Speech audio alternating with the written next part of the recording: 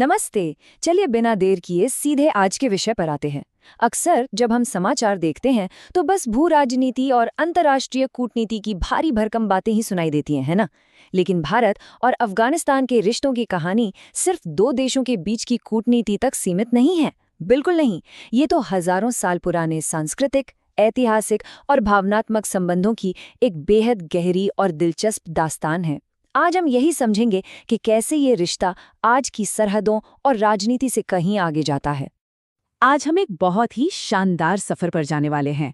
हम शुरुआत करेंगे अपनी प्राचीन साझा विरासत से, फिर देखेंगे मध्यकालीन प्रभाव, उसके बाद आधुनिक युग की दोस्ती और 2021 के संकट पर बात करेंगे और अंत में पहुंचेंगे आज के हमारे सबसे पसंदीदा विषय क्रिकेट कूटनीति तक। भाग 1, हमारी प्राचीन विरासत और एक साझा धरोहर। चलिए उस दौर में चलते हैं जब भारत और अफगानिस्तान के बीच कोई भौगोलिक या सांस्कृतिक सीमाएं थीं ही नहीं। हजारों सालों का ये ऐतिहासिक सफर वाकई हैरान करने वाला है। प्राचीन गंधार के व्यापार से लेकर बामियान के बौद्ध धर्म तक, फिर 16वीं सदी में बाबर के आगमन से लेकर आज के आधुनिक विकास और क्रिकेट तक, ये एक ऐसी टाइमलाइन है जो साफ दिखाती है कि हमारा जुड़ाव कभी नहीं टूटा। ये सब एक निरंतर बहने वाली सांस्कृतिक धारा के अलग-अलग पड़ाव हैं। शायद आपने इतिहास में गंधार का नाम सुना हो। प्राचीन काल में अफगानिस्तान का एक बड़ा हिस्सा इसी नाम से जाना जाता था। अब ये सिर्फ जमीन का कोई आम टुकड़ा नहीं था, ये भारत और मध्य एशिया के बीच व्यापार, संस्कृति और ज्ञान के लेन देन का सबसे अहम केंद्र था। यहीं से विचारों और दर्शन का ऐसा प्रवाह शुरू हुआ जिसने एक साझी संस्कृति की नींव रखी। और बामियान की इन विशाल बुद्ध प्रतिमाओं के बारे में क्या ख्याल है? ये उस सुनहरे दौर की बिल्कुल खामोश लेकिन मजबूत गवाह हैं, जब बौद्ध धर्म का प्रभाव इस पूरे क्षेत्र में गहराई तक फैला हुआ था। ये मूर्तियां सिर्फ पत्थर नहीं हैं, ये इस बात का जीता जागता सबूत है कि एक समय पर हमारी सांस्कृतिक एकता कितनी गहरी थी। समय बदला, कई आक्रमणकारी आए, लेकिन इस जुड़ाव की नींव कभी कमजोर नहीं पड़ी। चलिए आगे बढ़ते हैं भाग 2 की तरफ, मध्यकालीन प्रभाव। ये वो समय था जब साम्राज्यों के बनने बिगड़ने से हमारी भाषा और कला को एक नया ही रूप मिला। मध्यकालीन इतिहास का एक बड़ा दिलचस्प पहलू है मुगल साम्राज्य। क्या आप जानते हैं कि इसकी जड़ें अफगानिस्तान से गहराई से जुड़ी थीं? बाबर, जिसने भारत में मुगल साम्राज्य की नींव रखी, वो काबुल से ही तो आया था। ये सिर्फ कोई सैन्य अभियान नहीं था, बल्कि ये एक ऐसा ऐतिहासिक पुल बन गया जिसने काबुल और दिल्ली को हमेशा के लिए जोड़ दिया। व्यापार और कला का ऐसा आदान प्रदान शुरू हुआ जो सदियों तक चलता रहा। और पता है सबसे खूबसूरत बात क्या है? इस रिश्ते की झलक आज भी हमारी आपकी भाषा में मिलती है। ये सिर्फ इतिहास की किताबों में दफन नहीं है। आज भी हम रोजमर्रा की हिंदी और उर्दू में जो शब्द इस्तेमाल करते हैं, उनमें से कई सीधे तौर पर अफगान और फारसी प्रभाव से आए हैं। जरा सोचिए, दोनों देशों का ये ऐतिहासिक रिश्ता आज भी हमारी आम बोलचाल में सांस ले रहा है। अब आते हैं भाग 3 पर, आधुनिक विकास और एक साथ भविष्य का निर्माण। बात करते हैं उस दौर की जब एक नए अफगानिस्तान के पुनर्निर्माण का काम शुरू हुआ। साल 2001, ये एक बहुत बड़ा टर्निंग पॉइंट था।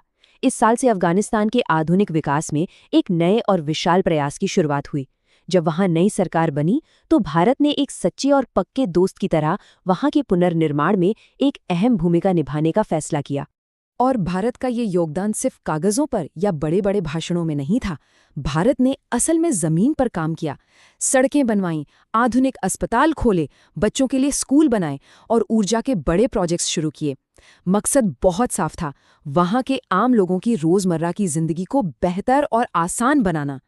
इसका एक सबसे शानदार उदाहरण है सलमा डैम, जिसे अफगान भारत मैत्री बांध भी कहा जाता है। ये सिर्फ ईंट पत्थर का ढांचा नहीं है, इसने हजारों लोगों के घरों में रोशनी की और उनके खेतों को पानी दिया। और हाँ, अफगान संसद भवन को कैसे भूल सकते हैं? भारत द्वारा बनाया गया ये भवन दोनों देशों की मजबूत और लोकतांत्रिक दोस्ती का एक बहुत ही शक्तिशाली प्रतीक है। भाग 4, 2021 का संकट और मानवीय सहायता। देखिए, भू राजनीति हमेशा एक जैसी नहीं रहती, तो आइए इस जटिल राजनीतिक स्थिति को थोड़ा निष्पक्ष होकर समझते हैं। 2021 में हालात अचानक से पूरी तरह बदल गए। जब तालिबान ने फिर से सत्ता संभाली तो वहां की स्थिति काफी अस्थिर हो गई।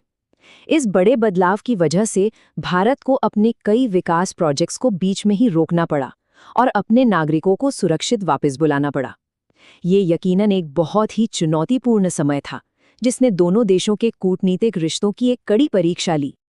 लेकिन इस दौरान जो बदलाव आया वो ध्यान देने लायक है। 2021 से पहले जहां हमारा पूरा फोकस बड़े बुनियादी ढांचे और राज्य निर्माण पर था, वहीं हालात बदलने के बाद ये फोकस पूरी तरह से मानवीय सहायता पर शिफ्ट हो गया। ये साफ दिखाता है कि राजनीति चाहे जैसी भी हो, आम लोगों के लिए समर्थन और हमदर्दी कभी कम नहीं हुई। तरीका जरूर बदला, लेकिन नीयत वही रही। अगर हम इस मानवीय मदद को देखें तो इसके 3 मुख्य स्तंभ रहे हैं: भारी मात्रा में गेहूं, जीवन रक्षक दवाइयां और वैक्सीन्स। इतने मुश्किल और अस्थिर समय में भी भारत ने ये सुनिश्चित किया कि आम लोगों की सेहत और अस्तित्व के लिए ये जरूरी मदद पहुंचती रहे। ये इस बात का सबूत है कि ये रिश्ता सिर्फ सरकारों का नहीं, बल्कि सीधे लोगों से लोगों का है।